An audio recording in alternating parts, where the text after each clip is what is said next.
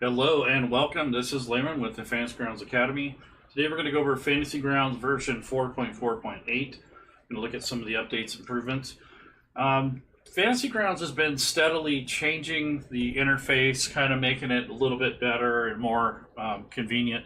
So one of the things that that's really going to help a lot of game masters and newer players is some of the updates to the interface, which are going to make it a little bit more intuitive and I would say less confusion, I guess, down the road. So most of us know that when you, or we did know that when you are taking a character from the character selection window, it usually meant that the GM had to drag this character to the combat tracker and then from the combat tracker to the map. But that's no longer the case now. You can actually drag it straight from the character selection window or up here on top, which is the connectivity window. And these actual icons will stay up here now, so you don't have to have somebody connected when you're going to have players at your table. So this is kind of a neat thing that they've changed lately. So the utility, the list and party windows are updated to add a new button for the menu bar. So you can actually unlock this and move this wherever you want. So your player list can be moved around. So you can put it down there. And then this combat tracker could be adjusted. So that's the only thing there. And then you can also, you don't have to have players connected in order to see these tokens anymore, which is kind of cool. The other thing you can do is as a player, as you can see here, there's a new window. So I'm going to double click on Shayra, which is a female elf sorceress. So if I double click on that token, it'll bring up her sheet, which is kind of standard. But when I click on her actual character sheet on the token itself, it brings up this menu. So there's a flat token and a portrait. So these are ways that you can manage your sheet and update these as required. And I think I read somewhere in the notes that they're going to create so that you can support alternate tokens and NPC pictures. So the character sheet portraits and NPC tokens updated to open detail window on click to support future alternate tokens and NPC pictures. So it might be you might be able to actually add another portrait and another token so you can swap those out. I'd like to see that they would incorporate that so you can have a portrait that's all mangled and maybe a token that's laying on the ground. So if you get the status in the combat tracker where you've died, then those will pop in or populate. So that would be a kind of a cool option. That's just kind of a wish. I don't think there's logic for that built in, but I think it's doable since they've offered this. So you'd be able to add a couple portraits and a couple different tokens here. So that's coming up in the works, but for right now, you're able to select it and change it from this window. And you see they moved them over here on the left, so you got the little token to the right of it, and then you have the actual portrait picture. So that's something that's been changed. In the character selection window, you can actually drag a character straight from here to a map. So I have a map already kind of set up here, and if you drag this over, right now, Zamas, he's not on the combat tracker. I don't have him selected yet, but if I actually drag and drop his token on this map, it's going to automatically put it on the combat tracker, and then I can just double click on his sheet here on the right. And if I accidentally close the map as a player, I can double click on the token on the far left, and that'll bring the map that he's on, which is kind of a standard behavior that we're used to. And now if you look, if you actually highlight or hover over the token on the top left over here where it shows up over here, it's showing you which tokens that you have highlighted. So it kind of zooms it in a little bit more so it's easier to see. And it also helps with selection. So if you have a bunch of tokens that are close to each other, it'll be easier to tell which one is actually hovered. So that way you can make sure you click on the correct one. So if I drag this friendly faction thing over here to the middle, now they're all in a group as per the party sheet. So if I go to the party sheet, which has also been updated, and I go to the formations tab, this default formation is what I have right now, but if I were to rearrange these, then they would go on this map the way I have them arranged. But for the time being, they're just kind of mobbed together, and this is the one I just put on.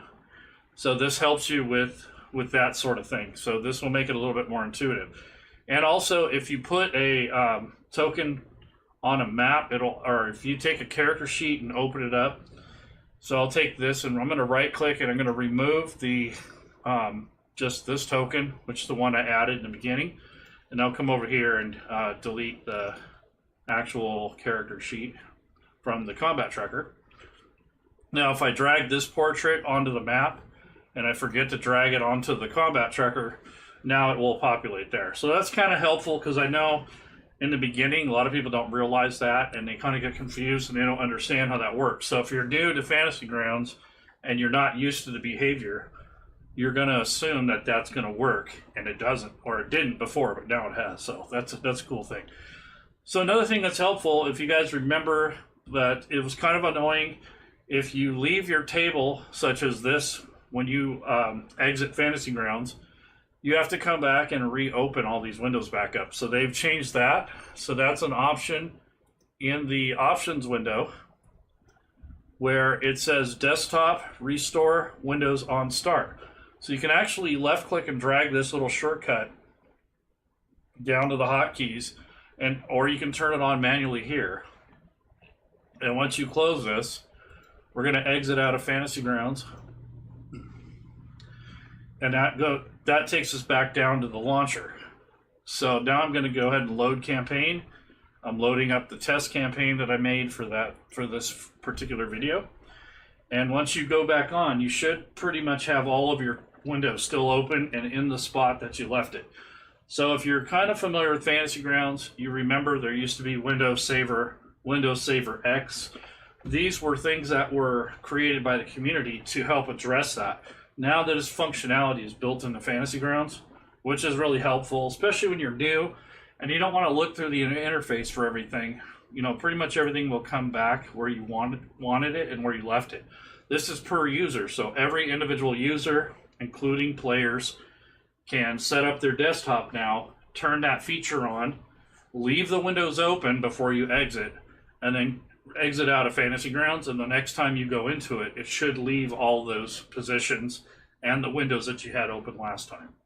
So we'll find out shortly here. I tested this earlier, it did work. I just wanted to make sure that I had the base covered. So yeah, everything's back where I left it.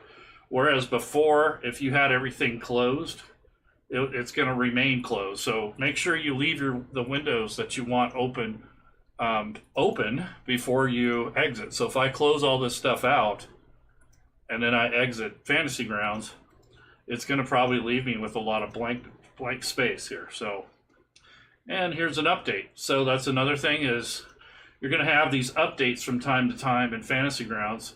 Just remember, Tuesdays and Wednesdays are generally the big updates. Generally, like Tuesdays are incremental things, like little revisions, things that were either broken or little typos and stuff. But generally speaking, I noticed that Wednesdays or later after the smaller updates, they usually push these larger updates. So we're going from 4.4.7 to 4.4.8. So that's what some of these changes are. So there are a couple things kind of under the hood, or maybe a little less noticeable.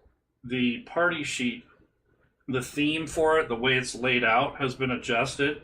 So it's a little bit more universal across all the different rule sets. So if you're a person who makes themes, or you want to set up your extensions a certain way for that, it will help with basically with keeping that easier to deal with when you're trying to make content. So that's an important aspect of the interface and for development. So a lot of us don't really notice it right away because we don't make stuff. But if you're somebody who themes, or you're making extensions, once Fantasy Grounds and Spiteworks has all these little fixes in the background worked out, it's going to be a lot easier to make themes. You're going to have a whole lot more consistency across all the different, or most of the different rule sets. So that really depends on what they are and what they do. But in general, it's nice to have the panels and the windows in the same place. So in the interim, it's going to be a little frustrating, but once they get all that stuff worked out, there'll be a lot less of that, and you'll be able to develop to a certain standard, which won't change as much, which will be great, because if you guys are people who write extensions or you make themes, it's annoying to have to keep fixing those every week. So I think that they're heading in the right direction in regards to cleaning up the interface on the back end. So this stuff isn't as noticeable to a standard user, but if you're someone who makes stuff and making content and stuff, that's important. It really helps with the continuity and the updates, so you're not struggling as much to try to keep your extensions up to date. So these are little things that are happening in the background, and they're actually huge changes, especially for a developer or people who make rule sets. But for common standard users, we probably won't notice it much until we start seeing the end result or the end product, in which it'll be a lot more consistent, a little less breakage, that sort of thing. So yeah, as I suspected, when I exited out of Fantasy Grounds, since I didn't leave any windows open, there's nothing left to, or there's really nothing to keep open. So when you exit Fantasy Grounds, you need to leave the windows open that you're using before you close them. That way, when you come back, it'll keep them in that position. You can always reposition them before you exit, but leave the most important ones open, like maybe you want your character sheet in a certain spot when you come back. And maybe the map, you're going to want this map in a certain spot before you exit. So if you want to do that sort of thing, you might position this map somewhere on your desktop here so that when you come back, it's in the same spot. You're not constantly rifling through the menus on the right to try to figure out where the stuff went. So the other thing is, I'm going to go down this list of changes that have occurred recently. So we already went through kind of the utility list, and the desktop characters will now display any characters in the party. So that's these guys down here, as well as any users logged in without characters. So when someone logs in, it will show someone's logged in, but they don't have to necessarily have a character claimed yet.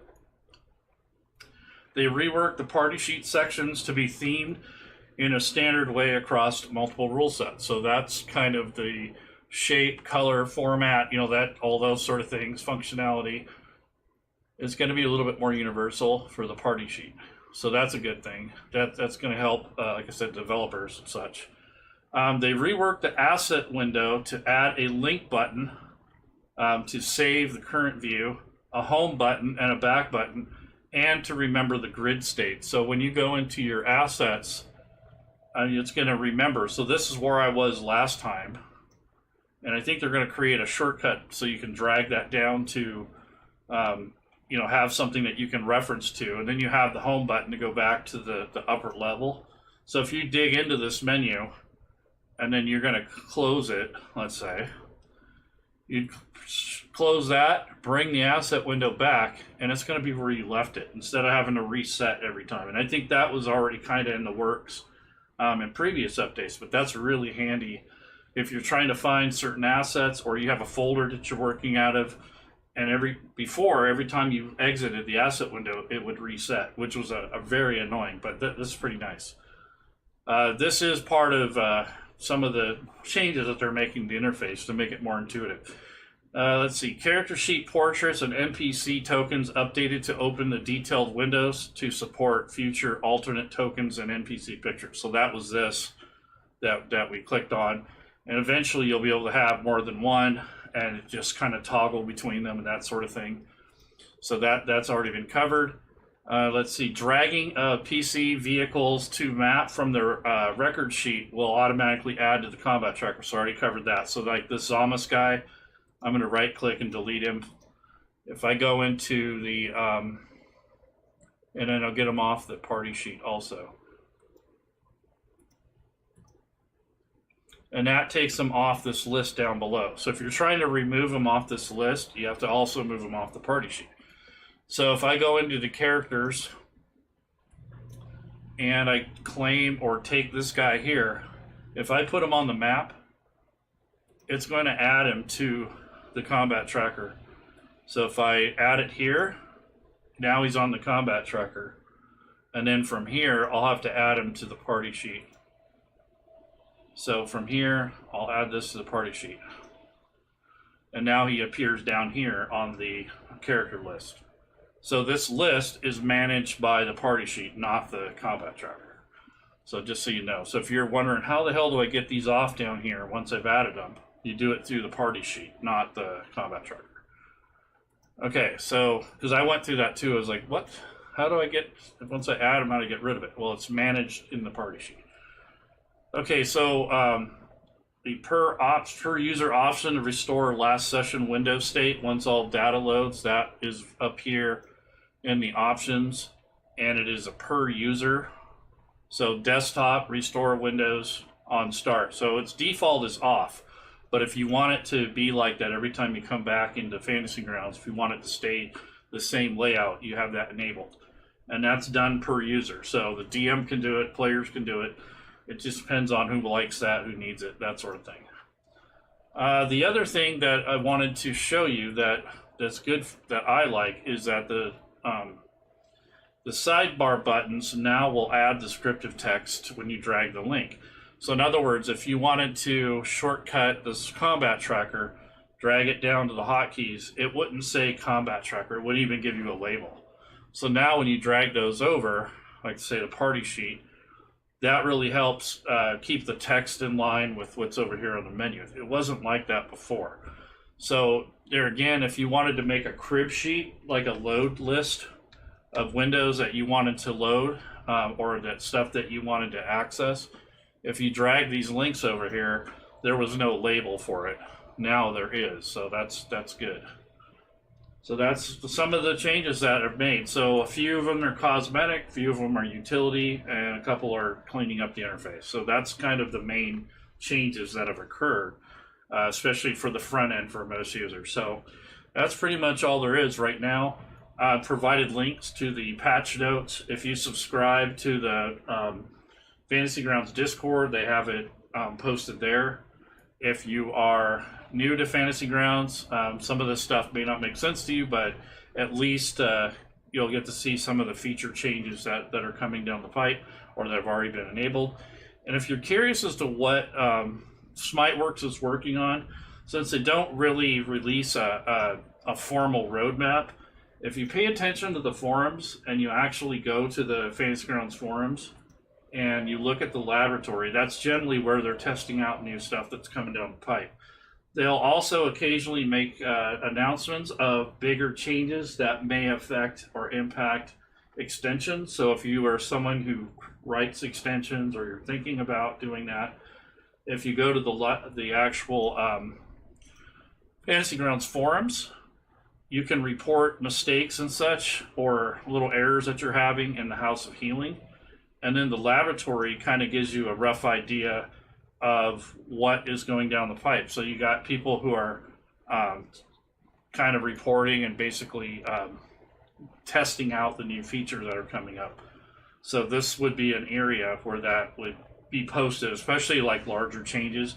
The little incremental updates, not as much, but the bigger version changes get documented and discussed in here. So if you're someone who's interested in testing out stuff, that's where you want to check that out.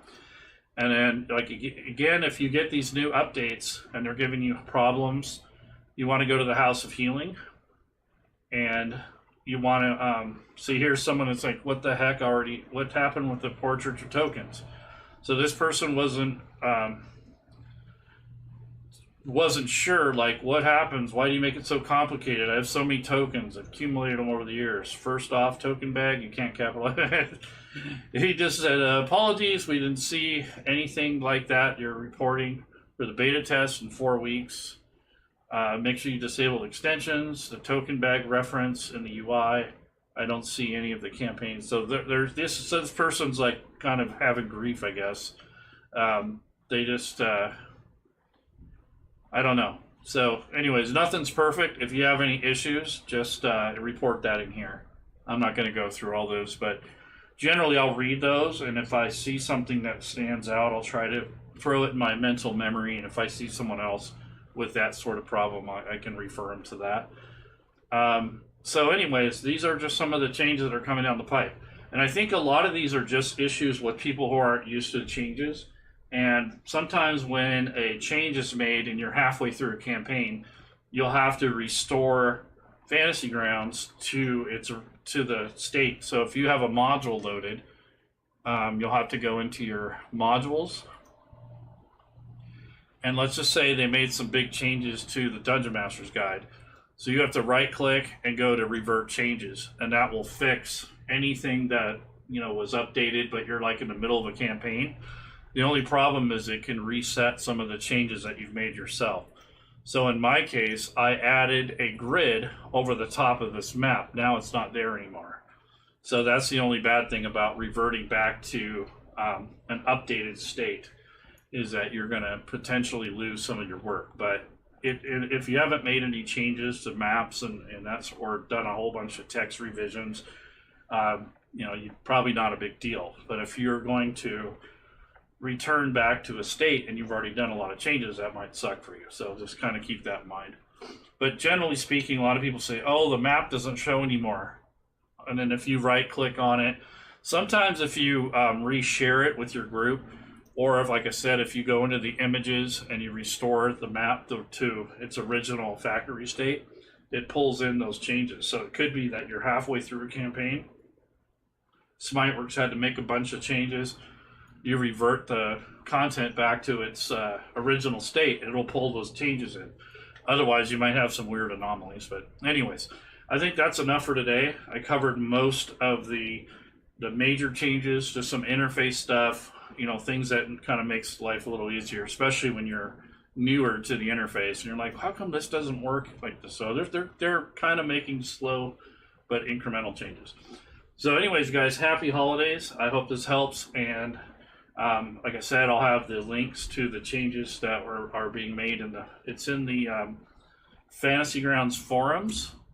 And if you go to the City Hall, there's a list here of the changes. And if you click on this Fantasy Grounds 4.4.0, this has a link of all the announcements that he's made. And if you go to the very first post, this has the comprehensive patch notes. If you go there, that's where you get all these changes. So I'll have that link here. And it's incremental, so it shows you all the changes that I've made over the month. So that's a pretty steady track record. I mean, they've done like 2 major revisions a month, which is, or maybe 1 or 2. So that's a lot of changes since June. So that's a lot. So anyway.